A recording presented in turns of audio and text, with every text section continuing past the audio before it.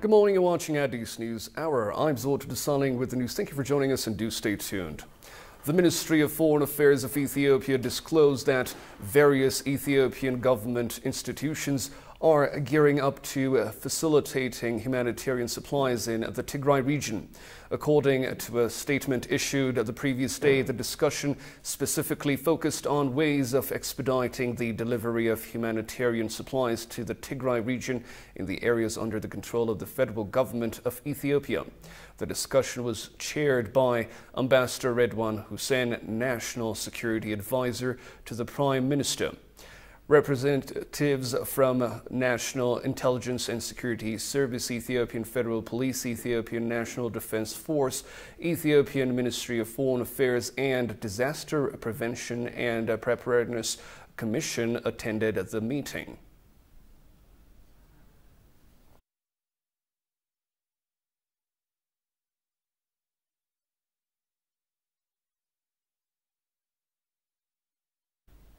Ethiopian Ambassador to the United States, Seleush Bekele, and State Minister for Finance, Eyob Takaling, discussed with more than 50 American investors on current situations in the country. The Ambassador Bekele briefed the investors on the impact of the termination of Ethiopia's eligibility to AGOA on ordinary citizens. The cancellation has deprived thousands of women in Ethiopia of jobs, he said. The cancellation is also affecting the long-standing friendship between Ethiopia and the United States. The ambassador and the state minister called on American companies that have invested in Ethiopia to push for reinstatement of Ethiopia's eligibility to AGOA.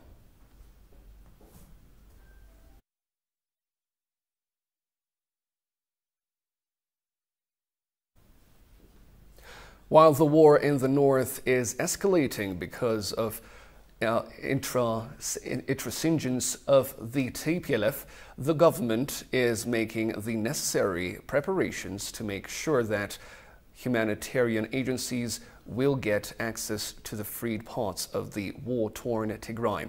Ethiopia has made it clear that it will recommit to unfettered flow of humanitarian assistance to the people of Tigray. Kasan Jani has more on that. The government of Ethiopia has already disclosed that it will facilitate the unhindered flow of humanitarian aid in areas freed by the National Defense Forces. So far, according to a statement disclosed by the government, the Shire airport and some other areas have fallen under its control. In recent days, the Ethiopian National Defense Force, ANDF, has taken control of some urban areas in the Tigray region. The statement released by the government communication service indicated the Ethiopian National Defense Force will endeavor to avoid fighting in urban areas. The maximum care the ANDF has taken thus far has succeeded in protecting civilians from harm. The ANDF has taken control of the towns of Shire, Alamata, and Koram without fighting in urban areas. The NDF has tortured a gruesome picture few doomsayers have tired to paint. A coordinated endeavor is afoot to open the North Gondar route to the Shire in addition to the Kombolcha Dese, Waliak Obo, Alamata route. These developments will still contain technical assessments and some of the groundwork needed to fix aid to the conflict-afflicted regions, it noted. A member of the Ethiopian parliament said the government has never, even for a fleeting second, strayed from its commitment to peacefully resolve the conflict in the northern part of the country. A representative of the constituency of Warada 24 in Kolfi Qaranio subcity of Addis Ababa, the member of parliament Hayreddin told Al Jazeera that the government will remain unwavering in its commitment to peace. He also underscored the international community must have a good grasp of the pretense used by the TPLF to foil peace effort, and Gosh Meliso has the rest of the story on that.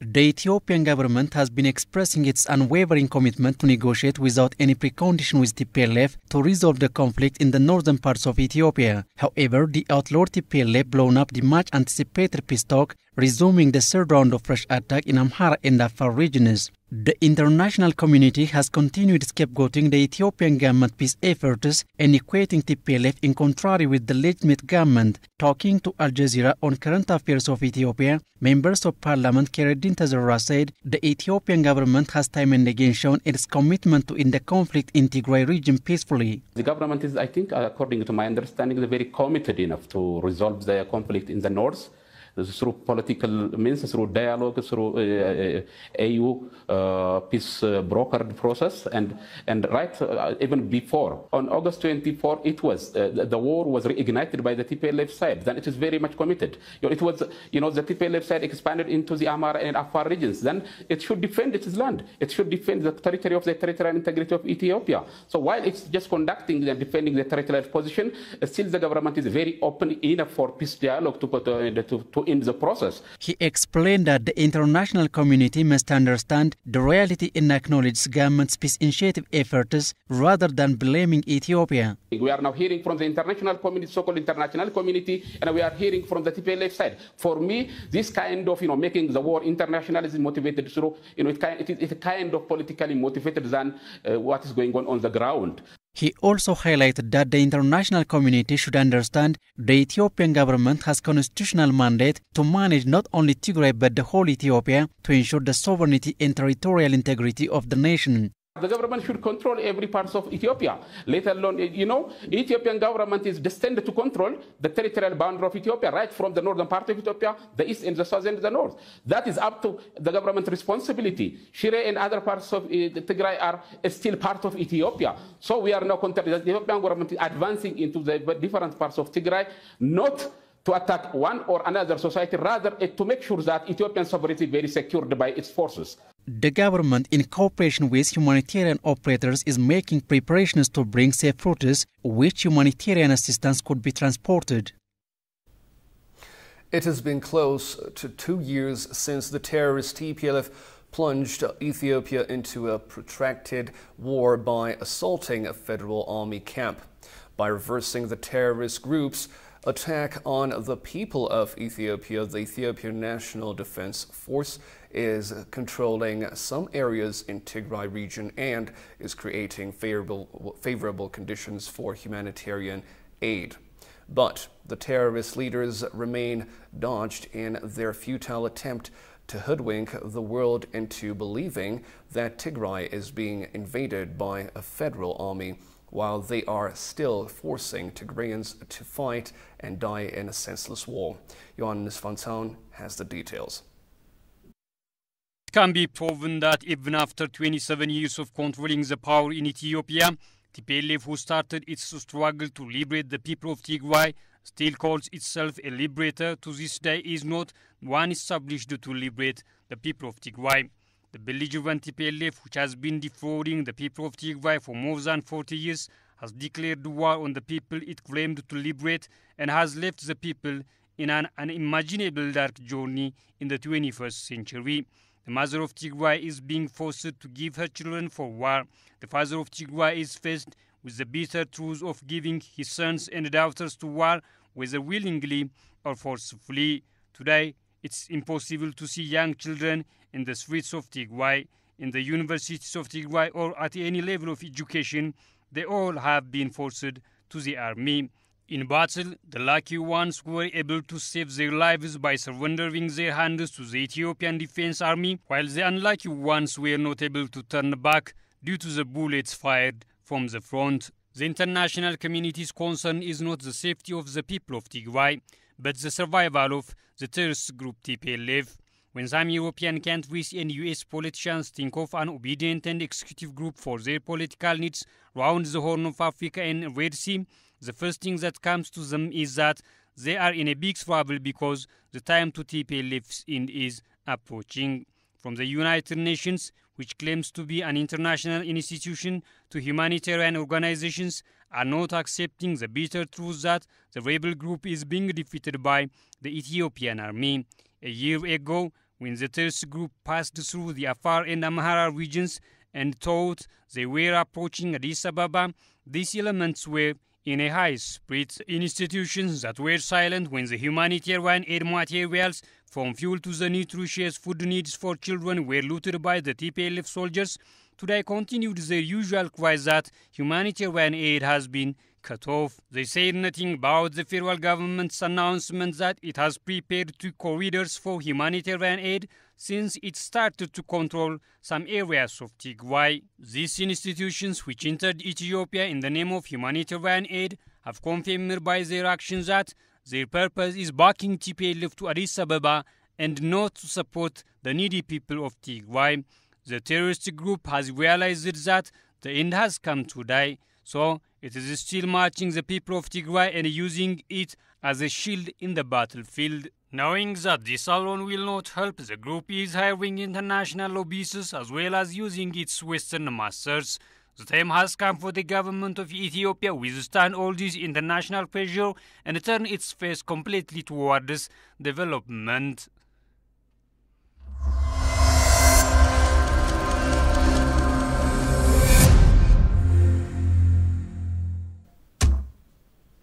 You're watching Addis News Hour, and of course, we're on this segment of What's Trending as I'm joined with our staff member, Daniel Kasahun, and a very wonderful good morning, sir. Thank you. Well, with that being said, as I have to cut to the chase on what's been trending over the past 24 hours, I think there has been the misunderstood conceptualization of the law enforcement operation in the northern part of Ethiopia and the connotations of Ethiopia celebrating her achievements. And I think you have more to elaborate on that. All right. There are a few issues, major issues, in which we need to bring them on the spotlight because they are misunderstood. Some are deliberately ignored or denied. The first is the law enforcement operation, which is happening in the northern part of Ethiopia. It was misunderstood as if it began with the federal government, but not. How it started? It started with the reckless engagement of the rebel groups in the TPLF, who stabbed the federal army from the back.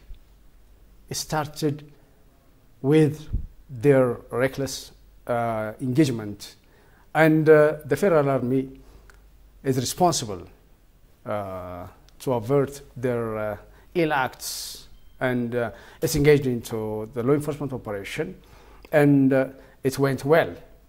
Before this happening, the federal government was conscious enough that they are masterminding or orchestrating something to hurt the country. In this consideration, the government has sent elders, well-known figures, and even special envoy of the African Union, former president of Nigeria, Olusegun Obasanjo.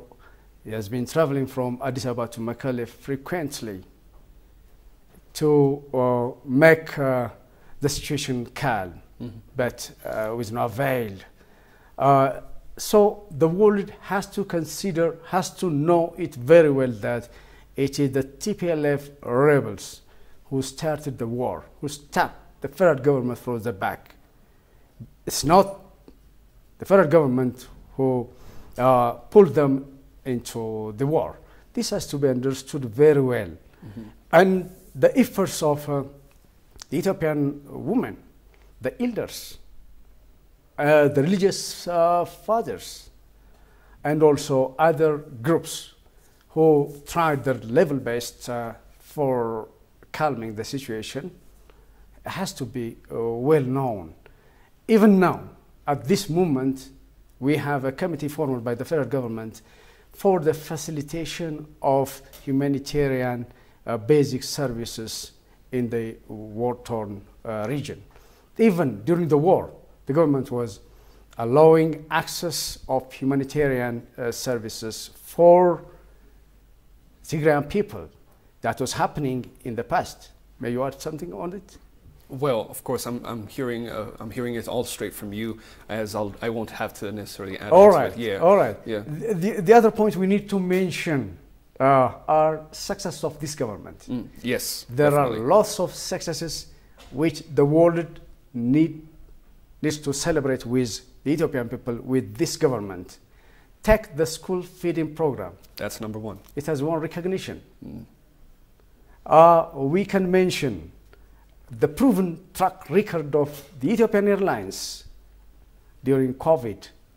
Still now is making its level best and is winning recognition for this country. With sheer excellence. This has to be well recognized. It has connected the African nations together. It has connected Africa with the rest of the continent. And it was doing life-saving activities during the pandemic. It was part and parcel of the life-saving efforts of the world. And the wheat harvesting scheme of this country. This is worth mentioning. Now Ethiopia is among the best wheat producing countries of the world. It stood 12. The latest figure tells you that it is at 12.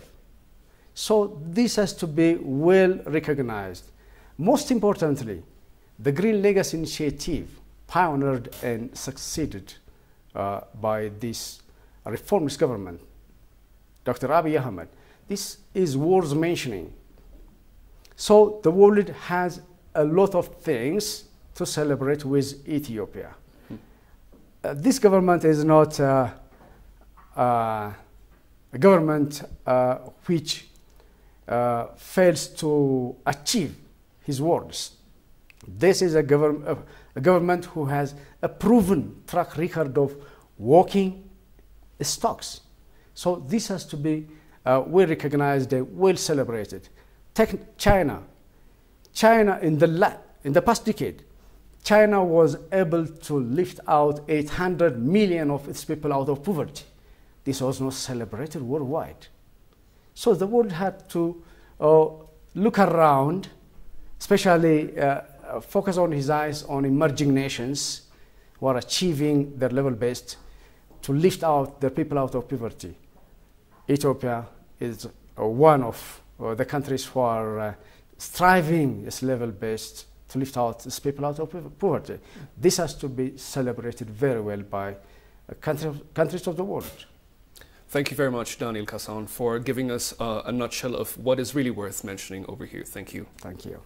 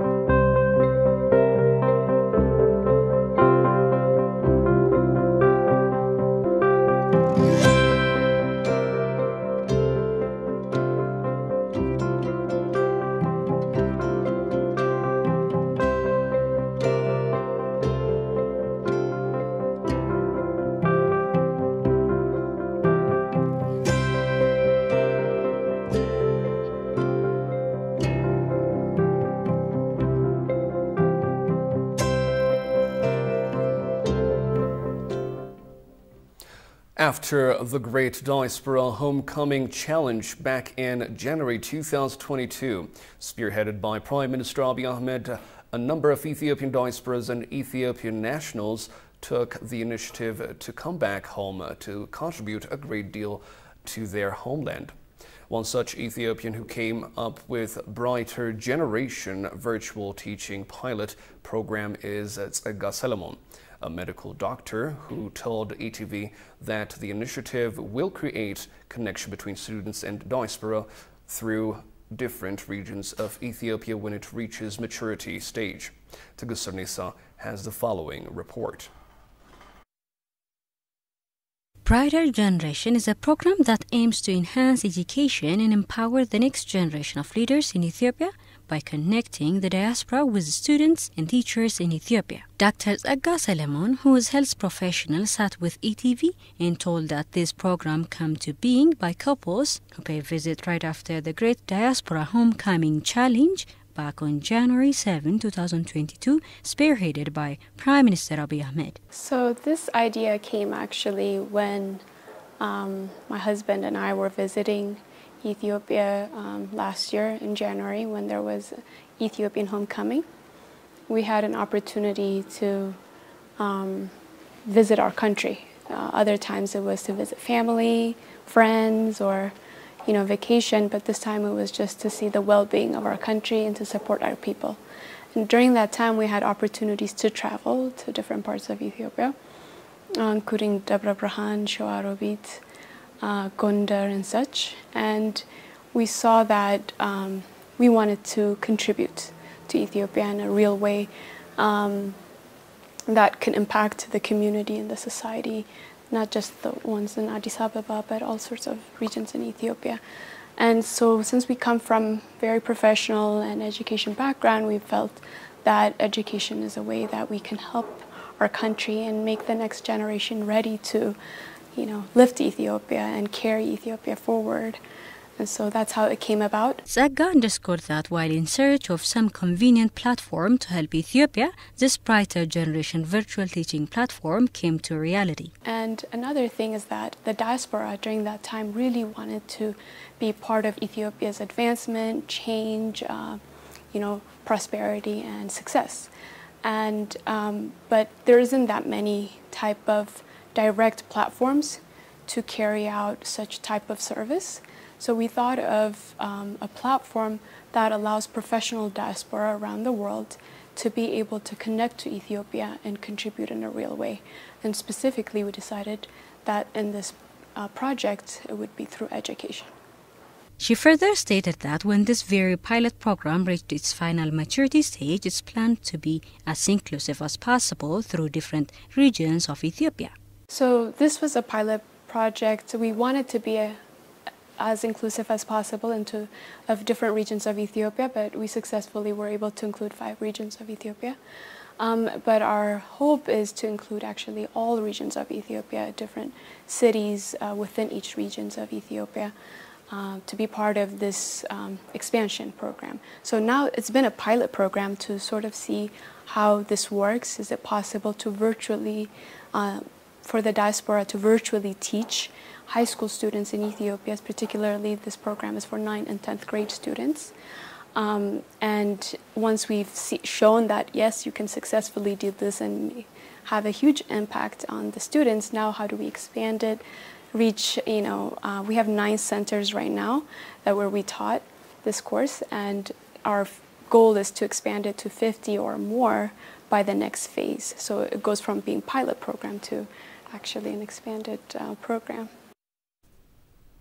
Finance Minister Ahmed Shide has met with UK Minister for Development Vicky Ford on current issues, and according to Ethiopian Embassy in the US, the two discussed latest developments in Ethiopia in the economic and political sphere. Ahmed highlighted the role of the international financial institutions, government and development partners tackling the bottlenecks hindering the implementation of the reform program in Ethiopia.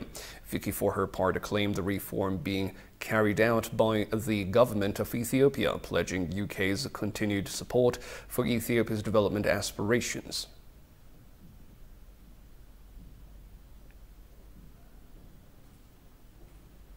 The U.S. Embassy in Addis Ababa funded a grant implemented by Radio Netherlands, Worldwide Media, and the Center for Advancement of Rights and Democracy for a series of media training workshops. This week, the facilitators were joined in Bahir Dar by representatives of the U.S. Embassy Public Affairs section. For one of the sessions, 40 journalists participated from various institutions in a 3-day media training facilitated by experienced Ethiopian journalists and media educators. Topics covered included understanding and identifying disinformation, fact-checking, the role of journalism and media in democracy and social media content creation.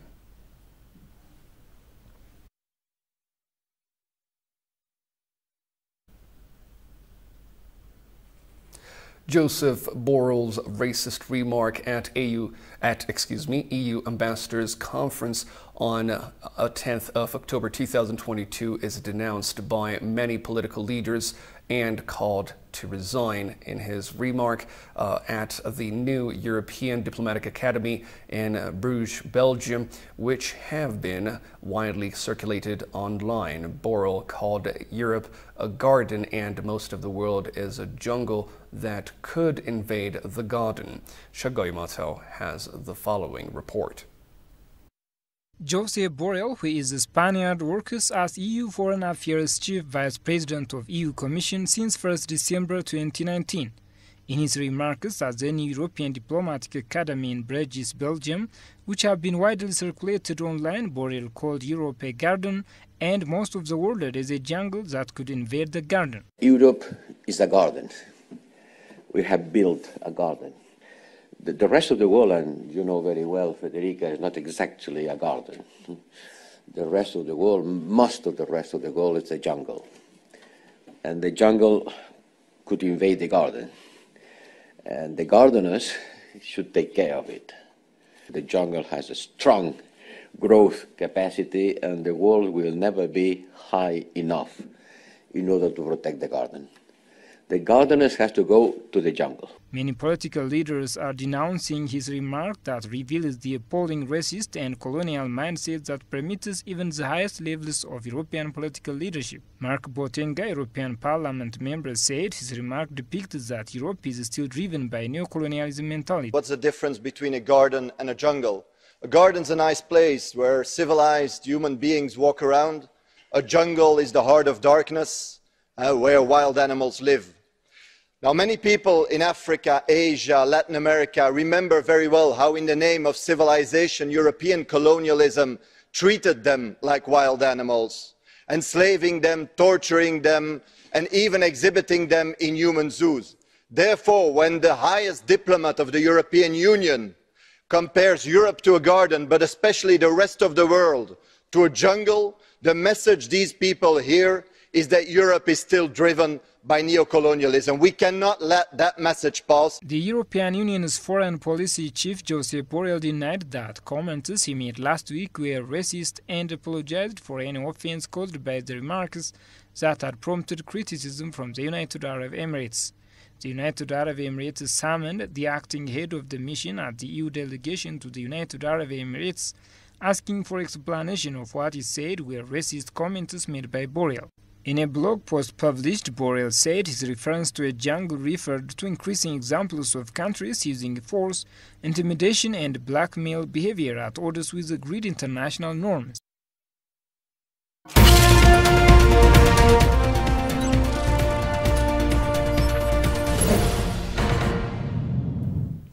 Ethiopia has successfully promoted its specialty coffee at the SCAJ World Specialty Coffee Conference and Exhibition 2022 hosted in Tokyo, Japan. Ethiopian ambassador to Japan, Tefera Derbo, said Ethiopia, as a leading coffee exporter, will only receive its fair share of export earnings from the sector if it is aggressively promoted to buyers and consumers. More than 40 Ethiopian coffee exporters, along with the management of the Ethiopian Coffee Association and the Ethiopian Chamber of Sectoral Associations, participated in the event. SCAJ World Specialty Coffee Conference and Exhibition, Asia's largest international trade fair dedicated to coffee, is a global annual event that attracts a host of coffee producers, exporters, importers, and processors to promote their products and services.